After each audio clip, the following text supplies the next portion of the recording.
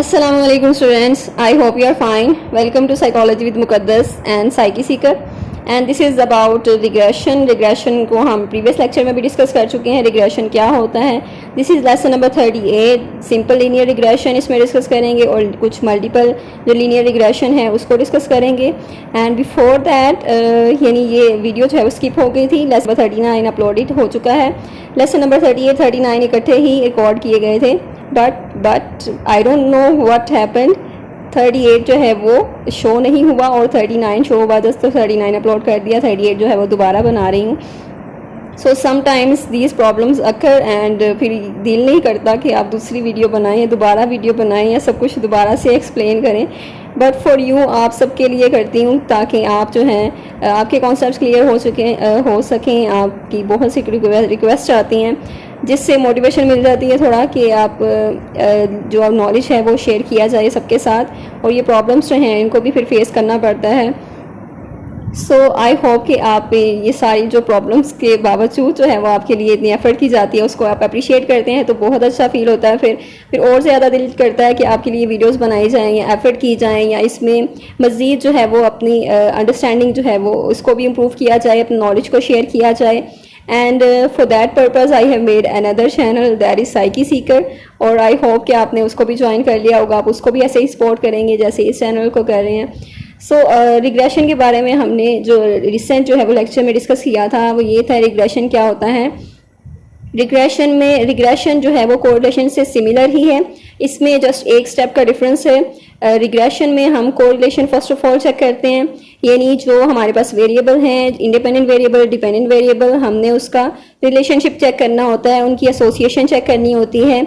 उसके बाद जो हमारा सेकंड स्टेप होता है, सेकंड स्टेप में हम उसको जो रिग्रेशन है हमारा यानी जो लीनियर रिग्रेशन जिसे कहते हैं और प्रिडिक्टेड वैल्यूज़ हम देखते हैं. सेकंड स्टेप में हमने प्रिडिक्शन देखनी होती है कि हमारा जो डिपेंडेंट वेरिएबल है वो हम उसको प्रिडिक्ट कर सकें, उसका एस्टिमेट लगा सकें कि फ्यूचर में वो कितना ज़्यादा इन्फ्लुएंस हो सकता है हमारे इंडिपेंडेंट वेरिएबल से. तो जितना हमारे इंडिपेंडेंट वेरिएबल जो है जितना चेंज होगा, जितनी वेरिएशन उसमें आएगी, उतना ही ज़्यादा हमारा डिपेंडेंट वेरिएबल जो है इन्फ्लुएंस होगा उससे और उसमें भी उतने ही चेंजेस आएंगे. इसकी वजह से यानी जो प्रिडिक्शन है इसकी वजह से हम रिग्रेशन यूज़ करते हैं कि हम किसी भी वेरिएबल को प्रिडिक्ट कर सकें कि वो फ्यूचर में किस तरह से चेंज होगा. So I hope I made it clear about this. और सिंपल लीनियर रिग्रेशन में हमारे पास जस्ट वन इंडिपेंडेंट वेरिएबल होता है, वन डिपेंडेंट वेरिएबल होता है. इंडिपेंडेंट वेरिएबल को हम x से डिनोट करते हैं जबकि डिपेंडेंट वेरिएबल हमेशा जो है वो y होता है. सो सिंपल लीनियर रिग्रेशन में हमारे पास एक एक जो है वो वेरिएबल होता है डिपेंडेंट और इंडिपेंडेंट, जबकि मल्टीपल लीनियर रिग्रेशन में हमारे पास वन डिपेंडेंट वेरिएबल होता है और a set of independent variables होते हैं जिसमें आपके पास दो इंडिपेंडेंट वेरिएबल भी हो सकते हैं, तीन भी हो सकते हैं, चार भी हो सकते हैं. सो मल्टीपल मीन्स के ज़्यादा और इंडिपेंडेंट वेरिएबल जो हैं उसमें हम फिर चेक करते हैं कि ये सारे वेरिएबल जो हैं वो प्रिडिक्ट कर रहे हैं कि नहीं डिपेंडेंट वेरिएबल को, तो कितना ज़्यादा एस्टिमेट लगा सकते हैं. इंडिविजुअली हम उसको चेक भी करते हैं. सो सिंपल इन्होंने पैराग्राफ में ये सारी चीज़ें बताई हैं, इसको आपने रीड करना है ताकि आपकी अंडरस्टैंडिंग जो है वो मज़ीद इम्प्रूव हो सके. और इसमें इन्होंने एग्जांपल्स के साथ उसको क्लैरिफाई किया है और देन मल्टीपल रिग्रेशन के बारे में बताया है कि मल्टीपल रिग्रेशन में हम क्या चीज़ें देखते हैं. तो फर्स्ट ऑफ ऑल हमारे पास सेट ऑफ वेरिएबल्स होता है जो कि वैल्यूज़ हमारा जो आउटकम होता है उसको प्रिडिक्ट करने के लिए हम वो यूज़ करते हैं और उसको देखते हैं कि कौन सा वेरिएबल कितना प्रिडिक्ट कर सकता है हमारे आउटकम को या हमारे डिपेंडेंट वेरिएबल को. सो फिर हमने वेरिएबल को चेक करना होता है कि कौन सा वेरिएबल बेस्ट प्रिडिक्टर है, यानी जो एक्स की वैल्यूज़ होती हैं जो इंडिपेंडेंट वेरिएबल है उसे हम प्रिडिक्टर भी कहते हैं क्योंकि वो प्रिडिक्ट कर रहा होता है हमारे वाई वेरिएबल को, डिपेंडेंट वेरिएबल को. तो हमने यहाँ पर बेस्ट प्रिडिक्टर को भी देखना होता है, यानी कि जो इंडिपेंडेंट वेरिएबल हमने ऐड किए हैं उनमें से कौन सा वेरिएबल जो है वो बेस्ट प्रिडिक्टर है, यानी कि सबसे ज़्यादा अच्छा जो प्रिडिक्ट कर रहा है हमारे डिपेंडेंट वेरिएबल को, उसको भी आइडेंटिफाई करते हैं. एंड देन प्रिडिक्टेड वेरिएबल जो होता है यानी प्रिडिक्टर जो वेरिएबल है वो कितना प्रिडिक्ट कर सकता है हमारे आउटकम को और उससे हमारा जो दूसरा वेरिएबल है वो कितना ज़्यादा इफेक्ट होता है. और जो बाकी जो इंडिपेंडेंट वेरिएबल हैं उसने उसको कंट्रोल करते हुए चेक करना होता है कि हमारा जो इंडिपेंडेंट वेरिएबल है सिर्फ इसी की वजह से ही ज़्यादा जो है वो प्रिडिक्शन हो सकती है. सो मेजर टाइप्स है मल्टीपल रिग्रेशन की, इंपॉर्टेंट क्वेश्चन भी है ये। मल्टीपल रिग्रेशन की डिफरेंट टाइप्स क्या हैं, और मल्टीपल लीनियर रिग्रेशन है, इसमें हायरार्किकल मल्टीपल रिग्रेशन है, and then stepwise multiple regression है। इसमें जो टाइप्स हैं, टाइप्स में जस्ट थोड़ा सा डिफरेंस है उसका। मल्टीपल लीनियर रिग्रेशन में ये स्टैंडर्ड भी हम इसे कहते हैं, साइमल्टेनियस रिग्रेशन भी कहते हैं। इसमें हम सारे इंडिपेंडेंट वेरिएबल जो हमारे प्रिडिक्टर वेरिएबल्स होते हैं, हम उनको मॉडल में साइमल्टेनियसली एक साथ ही उसको एंटर कर देते हैं, और उसकी प्रिडिक्शन जो है वो चेक करते हैं कि कितनी ज़्यादा प्रिडिक्टिव पावर है, और सब में जो है वो कितनी प्रिडिक्टिव पावर है। एंड देन हायरार्किकल मल्टीपल, जैसे हायरार्की एक बनी होती है, स्टेप्स बने होते हैं। सो हायरार्किकल जो है इसको सीक्वेंशियल रिग्रेशन भी कहते हैं, और इसमें आप जो वेरिएबल्स जो आप ऐड करते हैं, जो एंटर करते हैं, वो स्टेप्स में एंटर करते हैं, यानी फर्स्ट वेरिएबल पहले एंटर किया and then second variable enter किया, और सबकी अलग से जो है वो प्रेडिक्शन आपने चेक करनी होती है। So third is step wise multiple regression. Step wise multiple regression में जो रिसर्चर है उसके पास एक लिस्ट ऑफ इंडिपेंडेंट वेरिएबल्स होती है, और वो प्रोग्राम जो होता है उसको ही अलाउ करता है कि वो कोई सा भी वेरिएबल सेलेक्ट कर ले, जो भी वो एंटर करेगा, और उसका एक ऑर्डर होगा, ठीक है। दे गो इनटू द इक्वेशन, यानी एक ऑर्डर में वो इक्वेशन में जाएंगे, और जो एक क्राइटेरिया होता है, स्टैटिस्टिकल क्राइटेरिया, वो उस पर बेस करता है। सो मीन्स जो स्टेप वाइज है, यानी कि स्टेप वाइज वो जाएंगे, इंडिपेंडेंट वेरिएबल जो है उसके डिपेंडेंट वेरिएबल के साथ उसका रिलेशन चेक करेंगे हम। इसमें जो अप्रोच है इसके 3 डिफरेंट जो है वर्जन्स हैं, जिसमें फॉरवर्ड सिलेक्शन करते हैं, बैकवर्ड डिलीशन है, स्टेप वाइज है। अब फॉरवर्ड सिलेक्शन मेथड में क्या होता है, यानी आपकी इनिशियल स्क्रीनिंग होती है वेरिएबल्स की। सबसे पहले वेरिएबल्स को चेक किया जाता है। लार्ज ग्रुप ऑफ वेरिएबल्स जो हैं हमारे वो एग्जिस्ट करते हैं अगर, तो SPSS जो है वो वेरिएबल को सिलेक्ट करता है जिसकी सबसे ज़्यादा हाईएस्ट R² की वैल्यू होगी। अब R² जो है वो क्या होता है, R जो कोरिलेशन जो होता है उसे हम R से डिनोट करते हैं, और R² हमारे पास रिग्रेशन होता है, यानी जो हमने वेरिएबल की वैल्यू फाइंड आउट की है, और जो प्रेडिक्शन वैल्यू जो हमने फार्मूला जो प्रीवियस लेक्चर में देखा था उसको करके कैलकुलेशन करके हमारे पास R² की जो वैल्यू आती है, हमने वो चेक करनी होती है।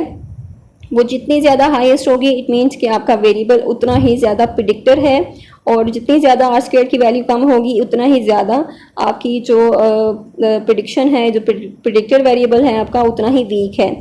तो ये हमारा आपकी जो एरर है उससे भी हम देखते हैं, लीस्ट स्क्वेयर्ड मेथड से भी देखते हैं, और उसमें जो एक फार्मूला में जो सारी चीज़ें आपने काउंट करनी होती है, जिसमें सम ऑफ प्रोडक्ट्स हैं, और sum of standard deviation, sum of squares है, सॉरी SS जो है वो भी देखना होता है। तो ये सारी चीज़ें आप देखते हैं उसमें, और जिसमें एरर भी फाइंड आउट करते हैं, रेजिडुअल भी देखते हैं उसका कि कितना ज़्यादा डिफरेंस है आपकी रियल और प्रेडिक्टेड वैल्यू वेरिएबल में।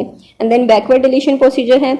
बैकवर्ड डिलीशन में क्या होता है, जो जितने भी आपके इंडिपेंडेंट वेरिएबल्स हैं वो 1 बाय 1 डिलीट करता रहता है उस वेरिएबल को, और जो लीस्ट सिग्निफिकेंट वेरिएबल होते हैं, यानी जो कम इफेक्टिव हैं या कम प्रिडिक्टर जो हैं, यानी बहुत कम प्रिडिक्ट कर रहे हैं वो हमारे डिपेंडेंट वेरिएबल को, तो जो लीस्ट सिग्निफिकेंट है उनको वो डिलीट कर देता है, और जो हाईएस्ट सिग्निफिकेंट वैल्यू जो जिनकी होती है, यानी जो सबसे ज़्यादा इन्फ्लुएंस करते हैं या सबसे ज़्यादा प्रिडिक्शन करते हैं, उनको हम ऐड करते हैं। देन स्टेप वाइज रिग्रेशन है। स्टेप वाइज रिग्रेशन में आप फॉरवर्ड सिलेक्शन जो है उसको मॉडिफाई करते हैं, उसको चेंज करते हैं। हर स्टेप के बाद आपने जो वेरिएबल होता है उसको ऐड करना होता है, यानी कि स्टेप बाय स्टेप आप वेरिएबल को ऐड करते हैं, और सारे वेरिएबल्स जो हैं मॉडल में वो चेक किए जाते हैं, उनकी सिग्निफिकेंस चेक की जाती है, और कितना ज़्यादा यानी रिड्यूस हैं या फिर वो अपने टॉलरेंस लेवल से कम हैं या ज़्यादा हैं। तो नॉन सिग्निफिकेंट वैल्यू जो है वेरिएबल अगर वो मिल जाए तो उसको रिमूव कर दिया जाता है मॉडल से। यानी आपका वेरिएबल सिग्निफिकेंट होना चाहिए, यानी जो भी आपकी एरर है वो कम होनी चाहिए, रेजिडुअल कम होना चाहिए, और आपका जो वेरिएबल है वो बेस्ट प्रिडिक्टर होना चाहिए। So simple linear regression through SPSS, यानी हम उसको SPSS में देखते हैं। लीनियर रिग्रेशन का सबसे पहला स्टेप जो है वो एक आफ्टर कोरिलेशन होता है, यानी जो नेक्स्ट स्टेप है वो कोरिलेशन के बाद होता है। फर्स्ट स्टेप जो होता है ना वो कोरिलेशन ही होता है, यानी हमने वेरिएबल्स के दरमियान में कोरिलेशन चेक करनी होती है। नेक्स्ट स्टेप होता है हमारा कि हमने उसको प्रिडिक्ट करना है, यानी हमने अपने इंडिपेंडेंट वेरिएबल को प्रिडिक्ट करना है, और कितना ज़्यादा वो जो हमारा इंडिपेंडेंट वेरिएबल है वो उस चीज़ को प्रिडिक्ट कर सकता है, और कितना रिलायबल है, कितने एक्यूरेट रिजल्ट्स हमें देता है उसमें। सो ये चीज़ हमने चेक करनी है, और डिपेंडेंट वेरिएबल हमारा कंटिन्यूस होता है। जबकि इंडिपेंडेंट वेरिएबल उसकी कैटेगरीज भी हो सकती हैं, वो कैटेगोरिकल भी हो सकता है और कंटिन्यूस भी हो सकता है। कैटेगोरिकल में वो उसके जेंडर जैसे आप देखते हैं 2 वैल्यूज़ होती हैं, यानी कि डाइकोटोमस भी हो सकता है।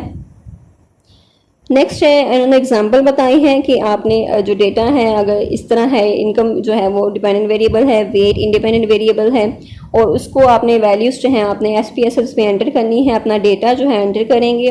वेट आपके पास इंडिपेंडेंट वेरिएबल है, इनकम जो है वो डिपेंडेंट वेरिएबल है, और इसमें जस्ट आपने SPSS में अपनी वैल्यूज़ को एंटर करना होता है, बाकी काम वो खुद ही करता है, सब कुछ मैनुअली आपने कुछ भी नहीं करना, आपने जस्ट फ्यू क्लिक्स करने हैं और उसका आपको रिजल्ट शो हो जाएगा, और एवरीथिंग जो भी आप उसको कहेंगे या क्लिक्स वगैरह करेंगे वो सारी डिटेल आपको शो कर देता है।